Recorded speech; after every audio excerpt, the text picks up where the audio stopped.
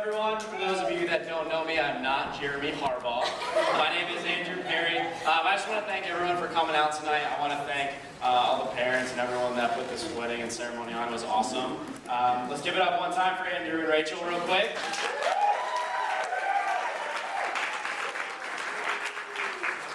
All right, 2007.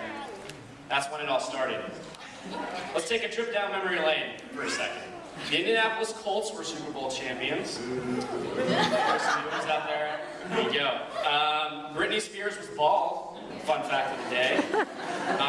Rickrolling was invented. So we have Rickrolling. Unemployment was at 4.6%. All right. And Miss America's plot to solve our problems in the education system was to bring maps into the schools. So 2007 was a great year, but what was the real, true fact about 2007 is the world was introduced to the most dynamic duo it has ever seen. We call this Andrew Squared. For those of you that don't know, Andrew and I both went to Grove City College together. He's a year older than me. We were both on the swim team, and that's where a lot of our memories came from. We were both also part of a housing group called the Buffaloes. Shout out to the Buffaloes. We did tons of crazy things back in school. We had a lot of fun, brought lots of laughter, the occasional tear, and several intense punches to the arm. I have a lot of things I could talk about, but for the sake of time, I'm just going to talk about two.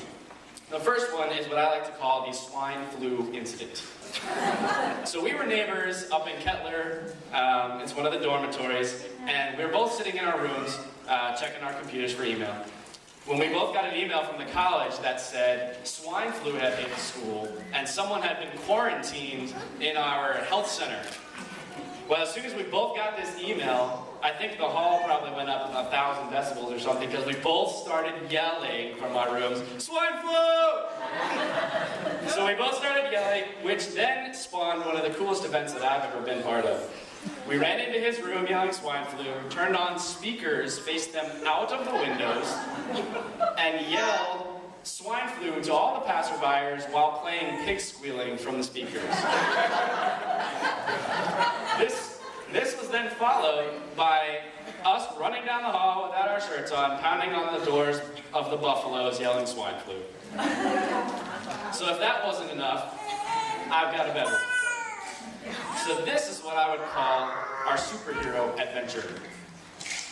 First and foremost, our adventures usually started out with boredom, as this one did. We were done with practice, and we were walking and talking with Coach for a little bit, and I don't know whose idea it was, but we decided that we were going to dress up like superheroes. So we threw on a towel as a cape, we put on our goggles, we put snorkels on so we looked like we had a little fin up here. We had sneakers from Dryland, and we put on boxing gloves that we had for Dryland, some of the exercises, and of course, Speedos.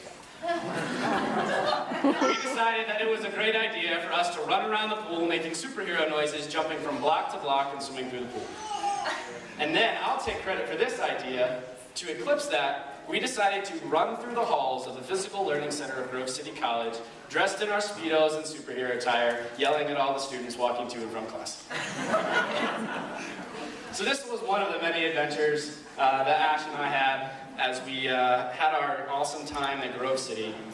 But then he graduated, and I was left alone for one whole year. But we stayed close, and we grew up. I'm just kidding, we didn't grow up. But one thing I can say is that we stayed really close, and we would spend a lot of time with each other, whether it was about 20 or 30 trips to the beach per summer, or whether we went fishing or anything, we could just figure out what to do. One thing I can say is that Ash is like a brother to me. Without even having to ask, many times him and I would just pack up the car and just head down if someone was having a hard time or was just ready to get a break from life for a little bit. We had a lot of conversations over the years. A lot of them were tough, a lot of hard times that we had to deal with, but not all were tough. And I can remember one of those conversations, and that is when Miss Rachel came into the picture. I didn't get to spend much time with Rachel. I met her with my girlfriend Mackenzie when we came to visit Ash and went down for a trip to DC for the weekend. But what I did get to see were glimpses of her character. Rachel is sweet, she's really funny, and she's really strong in her faith. and she also laughs a lot. You have an awesome character, and you're a lot of fun to get along with, and I think those reasons are probably some of the main reasons why Ash is so attracted to you. I'm really happy for you guys. You now have an awesome husband to encourage you, and to be encouraged by, and to push you on in your faith together as a married couple. And plus, you must be an amazing woman if you got this lazy guy to get up off the couch and clean himself up a little bit. So I want to read to you a scripture from the Apostle Paul in Ephesians 4. And this is my prayer for you guys, is that you will be completely humble and gentle, bearing with one another in love.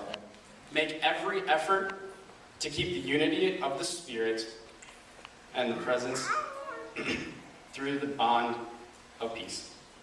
May you both love, live, and persevere together in total joy. Oh, and I also heard this quote too. Every good tricycle needs a third wheel. And so, Rachel, I want to thank you for being that third wheel.